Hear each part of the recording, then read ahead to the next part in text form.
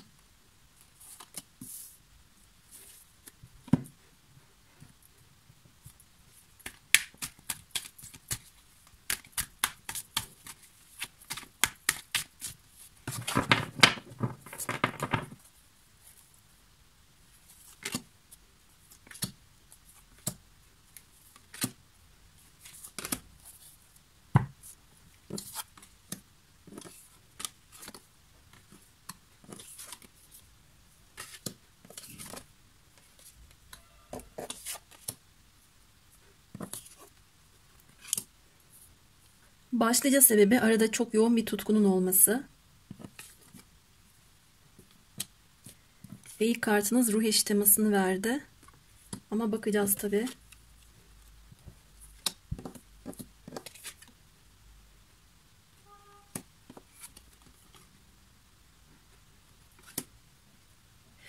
Evet arkadaşlar, birbirinizi ilk gördüğünüzde çok yoğun bir tutku oluşmuş olabilir.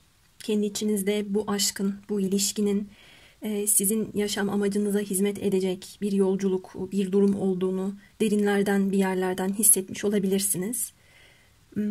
Bu tutkunun karşılıklı olduğunu görüyorum. Aslında unutmak için mücadele verdiğinizi de görüyorum. Ama her zaman o yol bu kişiye çıkmış. Unutmak için ne kadar çabalarsanız çabalayın. Yine yani adımlarınız hep bu kişiye gitmiş. Hep o kişinin kapısında kendinizi bulmuşsunuz. Bunu daha mecazen söylüyorum.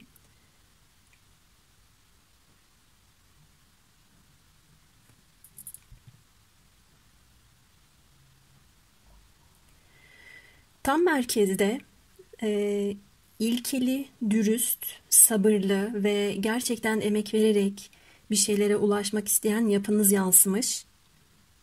İçinizde bir yerlerde bu kişinin sizin için doğru insan olduğunu düşünüyor olabilirsiniz. Buradaki doğru insandan kastım şu değil. İşte her şeyimiz dört dörtlük birbirine benziyor.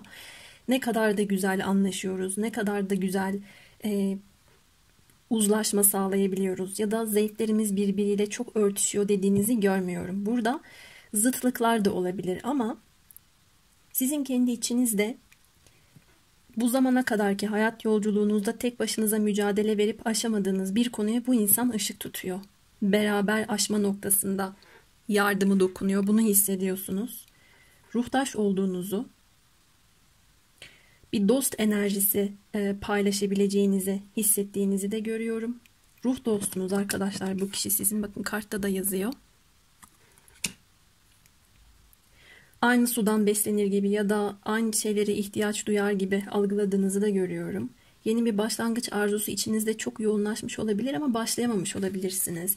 Değnek birlisi kartı ve 1 numaralı kart altlı üstlü gelmiş bakın. Yoğun bir başlangıç isteği söz konusu. Başlayamadıysanız da bu içinizde kalmış olabilir tabii. Ben bu tutkuyla, yoğun arzuyla kala kaldım. Yine de sabırla, emek vererek, güç de olsa, geç de olsa mücadele ederek bu hedefime ulaşmak istiyorum dediğinizi görüyorum. Aslında mevcut bağlantınızın korunduğu da çıkmış. Burada eğer engele takılan bir durumunuz olduysa aslında bu sizin göremediğiniz ya da gördüğünüz tehlikelerden sizi korumak içinmiş ilahi güçlerin.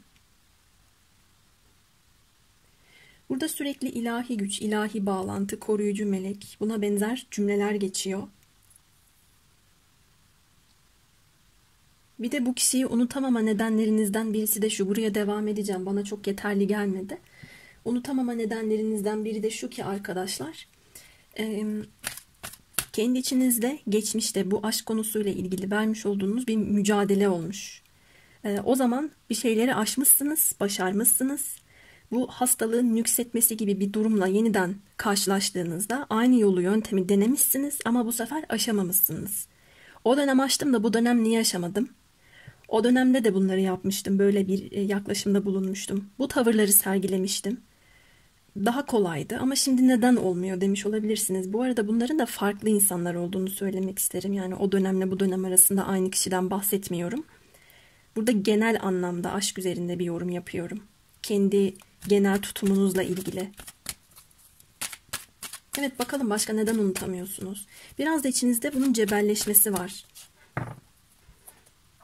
Tabii bir kısmınız için yeniden aynı aşk ateşine düşmek, aynı sıkıntıları yaşamak istememe durumu da var. Açıkçası bir çelişki de aldım. Şimdi hem arzular var hem tutkular var. Bunlara gitmekle ilgili kendi içinizde bir heves, bir isteklilik var. Ruhsal anlamda bu insanın size kattığı ve katabileceği çok şey olduğunu düşünüyorsunuz. Yarım kalan şeylerin vermiş olduğu bir durum çıkıyor. Ama bir yandan da vermiş olduğunuz mücadele acaba sizin canınızı acıtır mı? Yüzleşmek durumunda kalacağınız, istemediğiniz şeylerle karşılaşır mısınız? Biraz böyle bunlarla da karışmış olduğunuzu görüyorum. Bu kişiyi neden unutamıyorsunuz?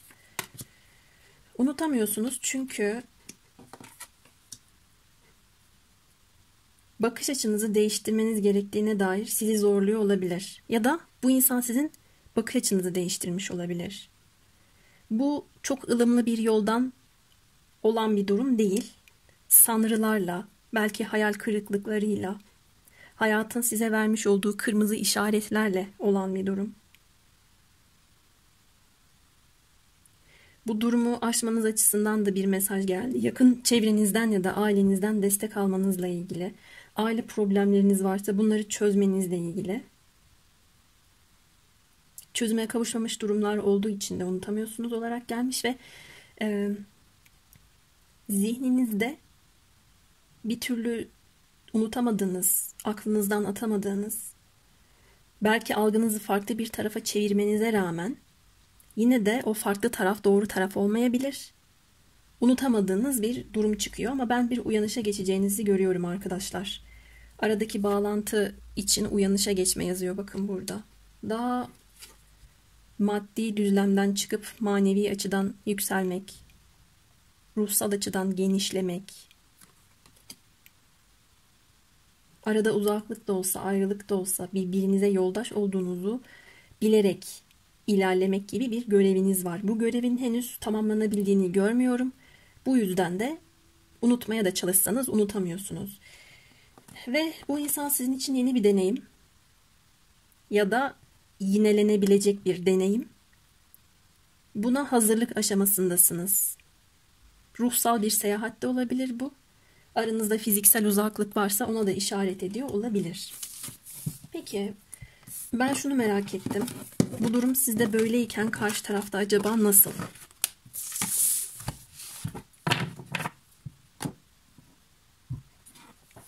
Karşı taraf sizinle aynı durumda mı? Bir yudum da çayımdan alayım.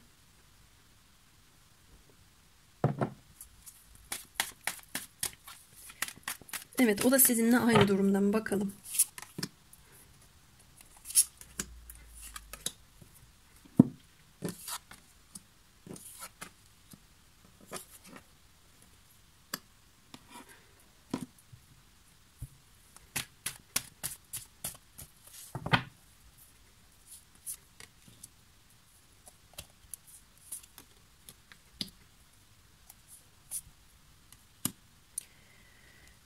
Bu kişi sonbahar dönemlerinde özellikle de duygularıyla yüzleşmek istemediği için, karışık hissettiği için duygularından kaçtığı bir dönemde aslında sizinle beraberken çok yoğun bir şekilde ilhama geldiğini ve bir tatmin olduğunu da görüyorum.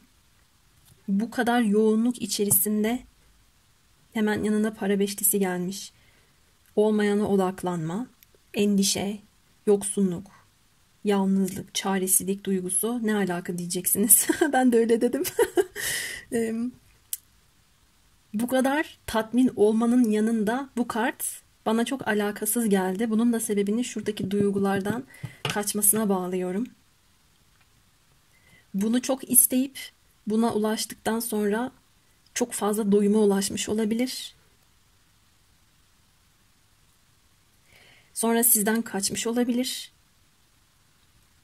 Sizden kaçtıktan sonra hayatı daha karışık, daha çok yaprak döktüğü, belki para anlamında, kendisine ait hissetme ve işlerini yoluna koyma anlamında daha kıt ve bereketsiz bir dönemden geçtiğini de söyleyebilirim. Bu kişi prens enerjisinde geliyor. Sizde para şövalyesi geldi, bu kişide para prensi geldi. Henüz siz de bu bağlantı için %100 yetkinsiniz diyemiyorum.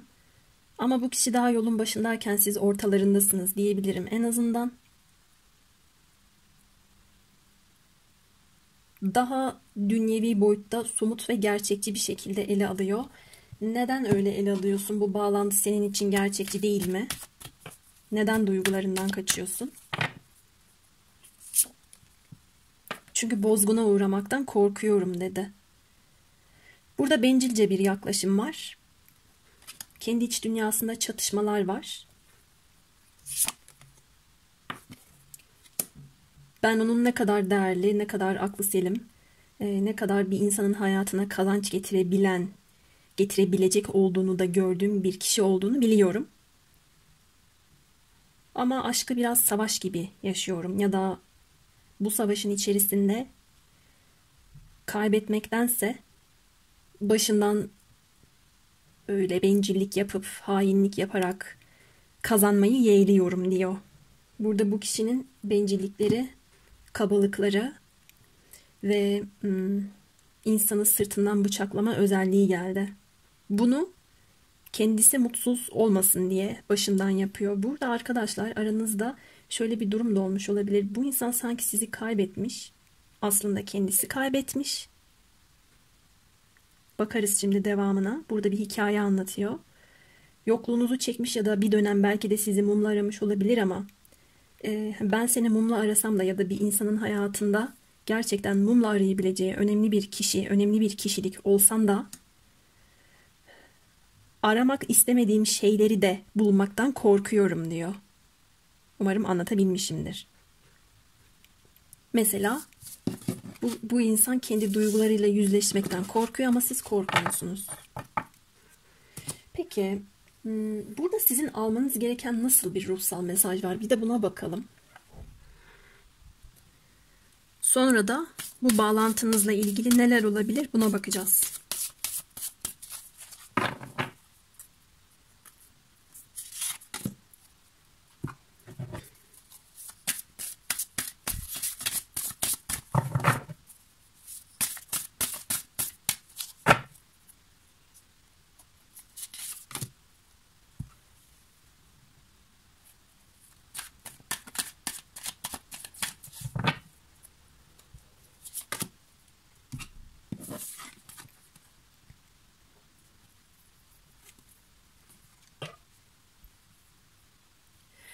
Burada kendi sözcüklerinizin kusursuz olması, içinizde inanç yeşertmenizle ilgili bir mesaj gelmiş.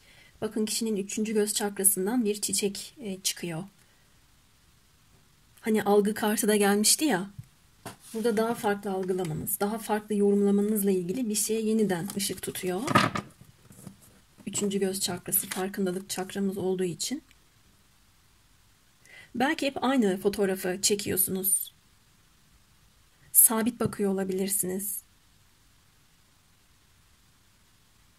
Dikkatim bir şey çekti. Buradaki çiçeğin her bir yaprağı gibi, mesela her bir yaprağı daha farklı yönlere doğru bakıyor. Bazen şu tarafa bakın, bazen bu tarafa bakın, bazen yukarıya bakın gibi. Bakalım ne söyleyecek? Kuvvetli bir inanca sahip olmak, büyük güç sahibi olmaktır. Çünkü niyetiniz, arzunuz, iradeniz bölünmemiştir. Kuşku sözcüklerinizi çarçur etmediği zaman sözcükleriniz daha da güçlenir. Şurada bir virgül eksikliği yüzünden burayı okudum. Kuşku sözcüklerinizi çarçur etmediği zaman sözcükleriniz daha da güçlenir. Evet, burada kuşkular, şüpheler, inançsızlıklar gibi durumlar mevcut olaya bakış şeklinizi daha karamsar tutuyor olabilir. Buna odaklanmalıymışsınız. Bakın gene bir niyet kelimesi. Bir şeye niyet ettiğiniz ya da isteme zamanınız geldiğinde en muhteşem şeyleri dileyip düşünün, olmasını istemediğiniz şeyler yerine. Ve kendi içinizde bununla ilgili bir bilgelik var. Bakın ikisini topladığımda 29, 47, 11 yapıyor. Dilek kapısı da demektir. Aynı zamanda hani böyle eş ruh enerjisini de veriyor. Gerekli bilgeliğin sizin içinizde olduğunu da söylüyor. Kendinizi sıkıntılı hissettiğinizde burada sanata, müziğe yönlenebilirsiniz. Aynı zamanda başkalarına da manevi anlamda bir şeyler öğretmek gibi bir yeteneğe sahip olduğunuzu da söyleyebilirim. Burada dikkatimi bir şey çekti. Hani bu bağlantı açısından ya da mevcut durumla ilgili çok yüksek bir efor sarf etmenize gerek yok. Peki devamında neler olabilir? Bağlantınızla ilgili olan durumda. Bu hikayenin devamında neler olabilir?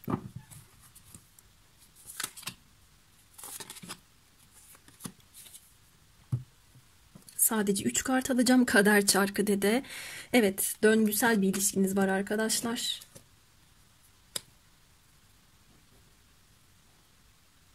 Pişmanlıklarla size gelecek olan bir insan olabilir ya da burada bu bağlantıya zarar veren sizseniz eğer, siz pişman olup artık aşamıyorum, unutamıyorum, direnemiyorum daha fazla deyip adım atan taraf olabilirsiniz.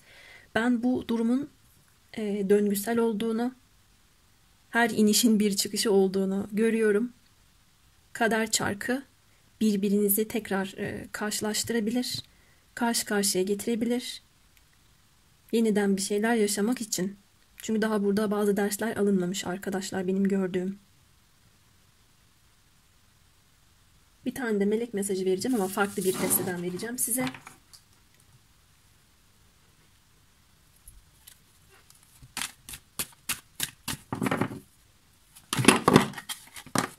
Evet, düştü. Güç hayvanı. Sana rehberlik eden hayvan ruhu seni koruyor. Bu durum için sana yardımcı oluyor dede. Şimdi güç hayvanı bir de ruh hayvanı destemiz var. Acaba hangisi, yani sizin o hayvanınız değil mi? Ona da bakalım, eksik kalmasın rehberlik. Ay, uçtu gitti.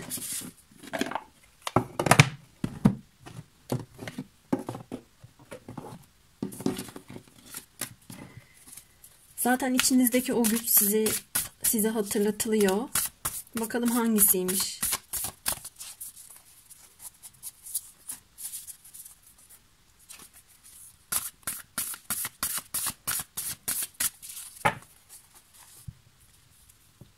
Doğrudan şu.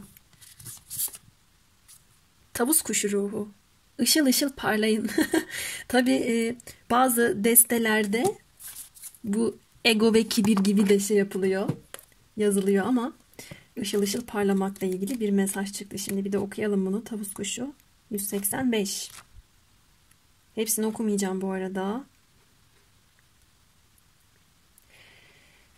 Açılımla bağlantılı olarak gölgelerin arasından çık.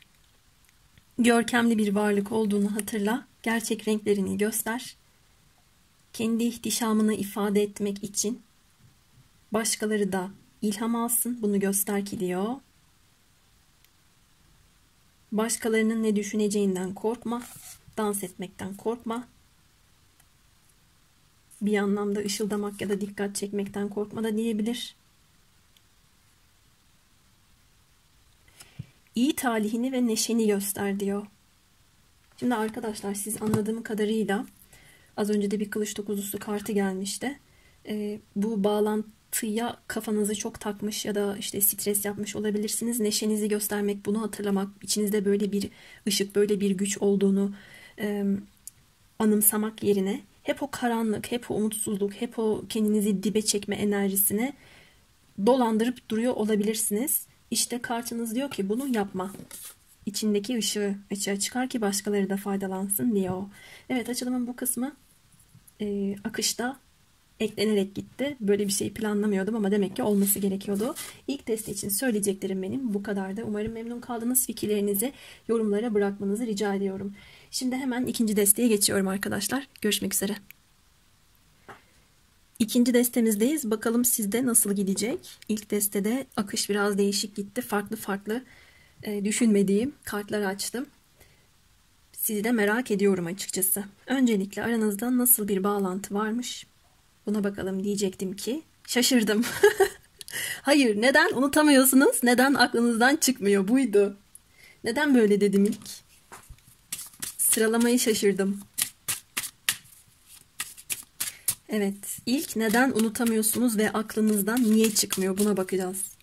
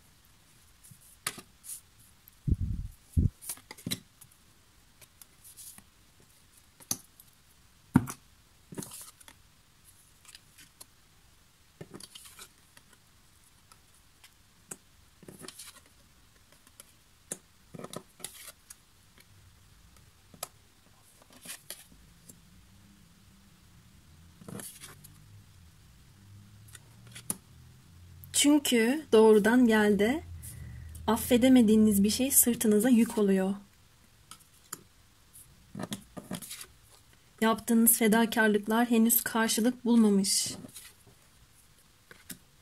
Hala hissediyorsunuz. Merkezde kupa kraliçesi geldi. Hala rüyanızda görüyorsunuz. Hala aşıksınız.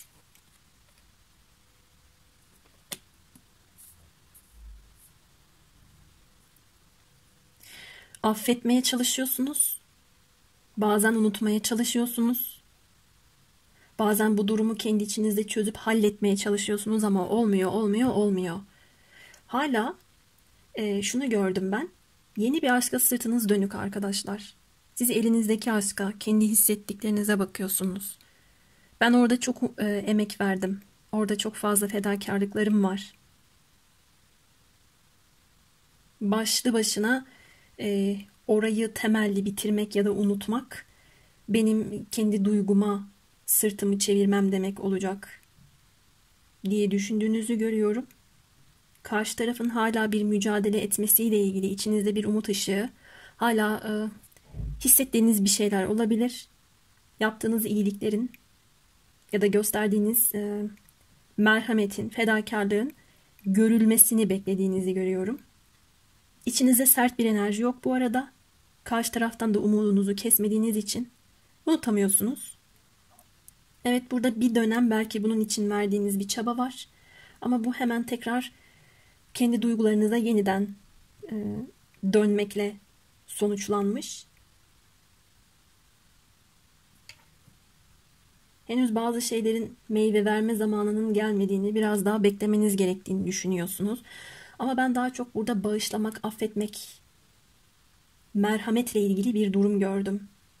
Kalbinizde hem hissettiğiniz aşkın hem de bu kişi size bir takım yanlışlar yaptıysa sıkıntılı bir aşk hikayeniz olduysa, emek vermediyse bunların olduğunu görüyorum. Bunlarla beraber aslında bir neşe ve ferahı hissetmek yerine o ağırlığı hissediyorsunuz.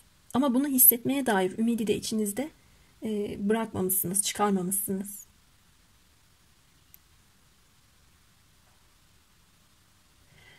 Şu kısımda burası sizi ilgilendiriyor, karşınızdaki insanı değil. Gerçekten sizin hayatınıza girmek için mücadele eden, belki içten içe savaş veren insanlar, yeni kısmetleriniz olduğunu da görüyorum. Ama bakın, sizin sırtınız o tarafa dönük. Siz bu tarafa bakıyorsunuz. Mücadele etmesini istediğiniz insan başka. Bu unutamadığınız kişi. Onu ışığınızla, sevginizle beslemeye çalışıyorsunuz. Bu zamana kadarki besleme durumunuzun da kıymetinin bilinmesini istiyorsunuz. Burada daha çok güzel bir niyet çıkmış. Benim sana şu anlamda bir yardımım, bu anlamda bir desteğim oldu. Bunu bir gör artık diyorsunuz. Evet, burada çok açık geldi mesajınız. Ek bir şeyi açmayacağım. Karşı taraf ne durumda diye bakalım.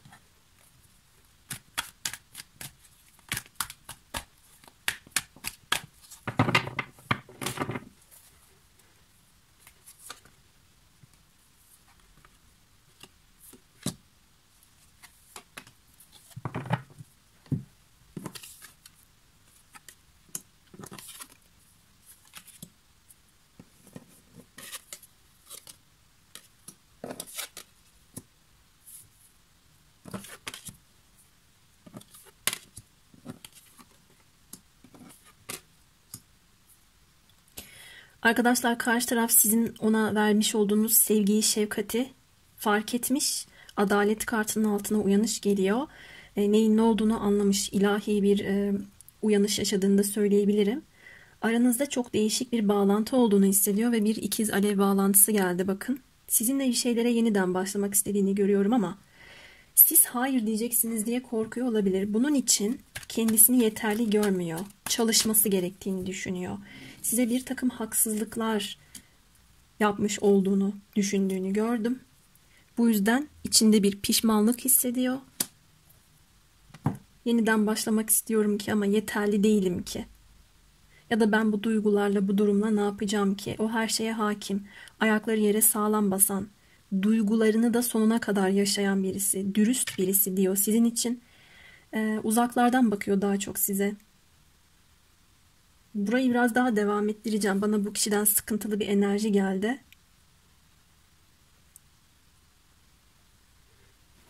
Neyle devam ettirelim? Şu desteğiyle. Size ciddi adımlarla gelmek istiyor. Sadece bunun için adımlarınız size yeterli gelmeyeceğini düşünüyor.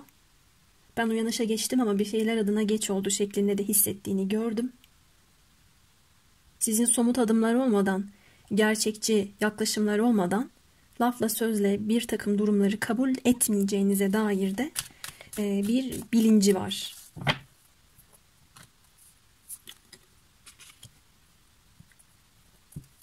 Şöyle hissettirdi bana bu ikiz alev bağlantısı. İkiz alev bağlantısında arkadaşlar, illa her şeyiniz birbiriyle aynı olacak diye bir şey yok. Özellikleriniz taban tabana zıt da olabilir. Bu anlamda birbirinizi geliştirecek olabilirsiniz. Belki siz, belki partneriniz, bilmiyorum hangisi ama biraz daha böyle anı yaşayan, daha eğlence odaklı, daha böyle içindeki çocuk enerjisinde olan bir kişi olmuş olabilirsiniz. Ya da işte partneriniz. Diğeriniz de daha böyle ciddi bir ilişki ya da şu da olabilir, bakın, çok fazla eğlence odaklı olmayan, eğlenmeyi, mutlu olmayı, heyecanı, o çocuksu enerjiyi yaşamayı belki unutmuş olabilirsiniz. Birbirinize bunu hatırlatacağınıza dair ya da hatırlatmış olduğunuza dair bir enerji geldi bana. Ama daha çok bu kişinin ben bu çocuksu bir enerjide kaldığını düşünüyorum. Para Prensi kartı da burada çünkü. Siz para kraliçesi olarak geldiniz. İstediği şeyler adına bir çocuk enerjisi gibi hemen olsun isteyen, hemen peşinden koşan, biraz ısrarcı, olmadığında küsen, yapısını bırakması gerektiğini idrak etmiş olabilir. Ya da böyle davrandığı için bir şeyleri kaçırdığını, sizle ilgili durumları bitirdiğinin pişmanlığını yaşıyor olabilir. Böyle ektiğini biçtiğini düşünüyor. Burada nasıl bir senaryo çıktı böyle? Evet, manevi anlamda sizden beslenmeye ihtiyaç duyan birisini görüyorum. Bununla beraber sizi de böyle çok bakımlı, beslenmesine dikkat eden bir kişi olarak da değerlendiriyor. Arkadaşlar, ben bu kişinin iş dünyasında kendisini başarılı, yeteri kadar hissetmediğini gördüm. Biraz daha statüsünü artırmaya ihtiyaç duyuyor. Benim param yok diyor olabilir. Ya da senin hak ettiğin hayatı sana sunabileceğime emin değilim. Bu yüzden daha çok çalışmalıyım, daha çok emek vermeliyim diyebilir. Bakın, burada işiyle gücüyle haşır neşir olan biri var. Bu olmadan da seninle bir şeylere başlamaya aslında ben de hayır diyorum ama sadece senin hayır demenden korkmamın yanı sıra bir taraftan da pişmanlık yaşıyorum diyor. Karşı tarafta böyle arkadaşlar. Hem hayatındaki olaylar hem sizle ilgili duygu düşüncesini bu şekilde yansıttı. Peki bu bağlantıyla ilgili size verilen mesaj neymiş? Bir de buna bakalım.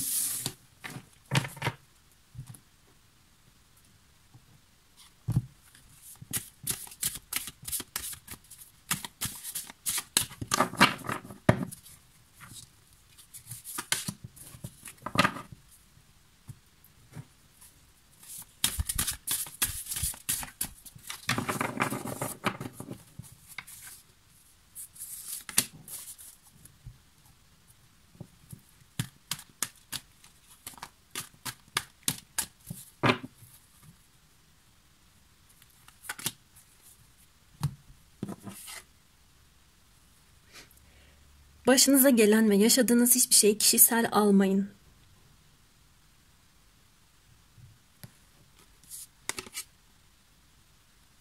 Aynı zamanda başkalarının fikirlerini gerektiği zaman yok saymakla ilgili bir mesaj da size veriyor kart.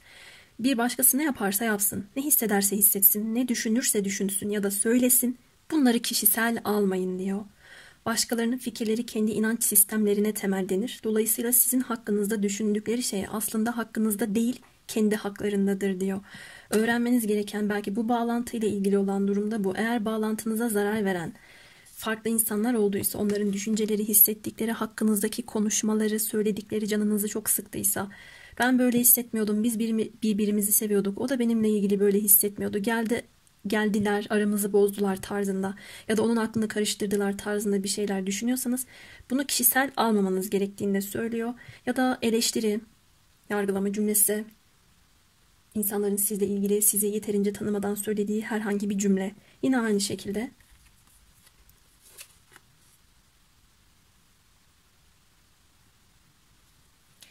Siz iç sesi, içgüdüsü çok yüksek, hem kendinize hem başkalarına rehber olan ve insanların yolunu ve kendi yolunuzu tabii başta olmak üzere aydınlatan birisiniz. Kendi hayatınıza şifalı bir rüzgarın geldiğini ve ne kadar tortu, ne kadar olumsuz duygu, düşünce varsa bunları alıp götürdüğünü unutmamanız gerekiyor. Şu an hayatınızda bir şifalanma, bir temizlik sürecindesiniz. Ve ben sizin çok besleyici ve verici bir enerjide olduğunuzu görüyorum. Hem kupa hem tılsım kraliçesi olarak bu enerjiyi dengelemeniz, biraz da kendinizi şifalandırmanızla ilgili bir rehberlikte sunabilirim. Çünkü karşı tarafa ya da insanlara çok enerji akıtıyor olabilirsiniz arkadaşlar. Fazlasıyla fedakarlık yapmak, cefakar olmak.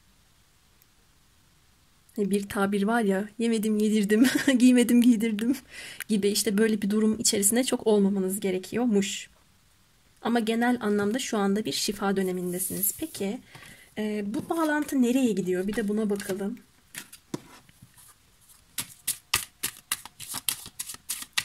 Nereye doğru gidiyor bu bağlantı? Buna da baktıktan ve bir tane melek mesajı verdikten sonra açılımımızı bitireceğiz.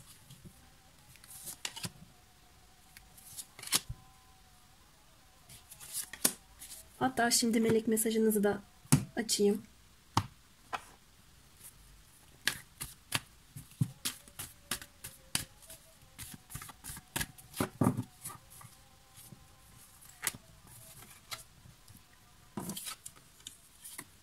çok büyük bir kabuk değişimine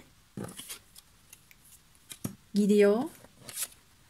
Aile kurup dileklerinizin gerçek olması için. Özellikle karşınızdaki kişi böyle diretiyorsa, kendi hayatında yanlışlıkları varsa, bağımlılıkları varsa, çok fazla olumsuzluk içerisindeyse ilahi bir müdahale geliyor arkadaşlar. Bir şeyler çatır diyor ve yıkılıyor. Bu yıkılmanın nedeni daha sağlam ve daha güzel bir şeyler ortaya çıksın diye. Bakın burada bir zengin aile, köklü bir aile resmedilmiş. Tabii herkes için uymaz ama daha önceden boşanmış ya da ciddi bir ilişkiden dönmüş arkadaşlarım varsa bu yıkılan şeylerin yeniden yapılanması adına dileklerin gerçekleşmesi için bir şans daha vaat ediyor kartınız. Bakalım melek mesajınız ne söylüyor? Evet, burada kristallerden, doğal taşlardan yardım almak, enerji temizliği ile ilgili bir şey geliyor. Az önce de zaten şifalanma teması gelmişti ya. Mor rengi bana ametist taşını çağrıştırdı. Üstünüzde birikmiş negatif duygu, negatif bir enerji olabilir. Doğal taşlardan yararlanmanız gerektiğini burada anladım. Aynı zamanda tabii böyle şeylere inanmıyor da olabilirsiniz. Bir tane daha açalım. Olabilir yani, neden olmasın. Ne taşı ya? Öyle bir şey geldi şu an kulağıma. Taş benim enerjime ne yapacak ki diyen arkadaşlar olabilir. Bakalım. Bir tane daha açalım. Sen yeryüzüne sevgiyi öğretmek için gelmiş bir ışık işçisisin Leo. Bu mesajı saçma gören arkadaşlarım. Bu siz de olabilirsiniz.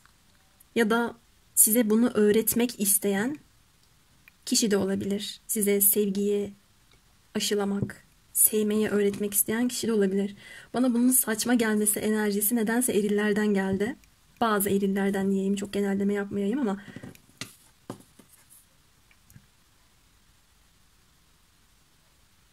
ya da eğer size ise ya bir doğal taşı bile sevmenin, onun içinde bir enerji barındırdığını algılamanın, fark etmenin size vermiş olduğu bir mesaj olabilir. Algınızı o tarafa çevirmek durumunda olabilirsiniz. Bir şeyler öğretiyor olabilir hayat size. Ya da şöyle de hissettim. Daha spiritüel, daha manevi bir yana doğru gitmeniz gerektiğine bir mesaj. Eğer çok dünyevi boyuttaysanız, ben böyle bağlantılara inanmıyorum diyorsanız, ki ikiz ruhta gelmişti. İnanmadığınız şeyin içine de düşmüş ya da eleştirdiğiniz şeyi de yaşıyor da olabilirsiniz. Bilmiyorum, şu kısımla ilgili. Bakın şu an bana gelen hissiyat belki bir kısmınız açısından, hepiniz için değil de tam bu noktayla ilgili bir şey var. Sevgiyi öğretmek için ya da öğrenmek için yeryüzüne gelmiş olduğunuzu anlamanız gerekiyor. Henüz daha anlamadıysanız ya da hayatınızı paylaştığınız insan, unutamadığınız insan bu vasıflarda. Buna kendinizi açmanız gerekiyor ki gerekli doyumu, gerekli tatmin olmayı, sağlam bir ilişkiyi, aile hayatını köklenebilmeyi, zenginliği yaşayabilin diye. Böyle gelmiş arkadaşlar. Evet. Oh, yoruldum. İki destemiz de benim için ayrı bir detaydı. Yorumlar hakkındaki fikirlerinizi merak ediyorum. Yorumlara bırakın. Bugünlük benden bu kadar. Kendinize çok iyi bakın. Diğer açılımlarda görüşmek üzere.